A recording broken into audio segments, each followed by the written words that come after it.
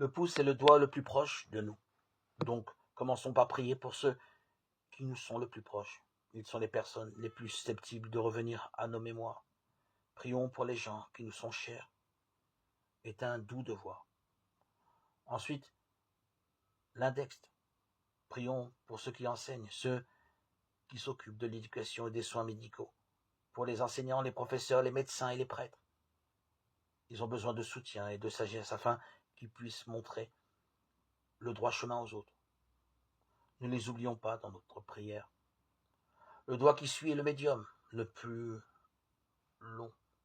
Il nous rappelle nos gouvernants. Prions pour le président, pour les députés, pour les entrepreneurs, pour les administrateurs. Ce sont eux qui dirigent le destin de notre pays et sont chargés de guider l'opinion publique. Ils ont besoin de l'aide de Dieu. Le quatrième doigt est l'annulaire. Bien que cela puisse surprendre la plupart des gens, c'est notre doigt le plus faible. Et tout professeur de piano peut le confirmer.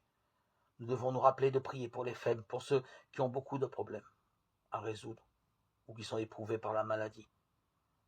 Ils ont besoin de nos prières jour et nuit.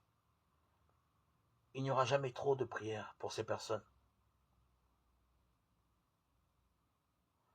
Et enfin, il y a notre petit doigt, le plus petit de tous les doigts, aussi petit que nous devons nous tenir devant Dieu et devant les autres.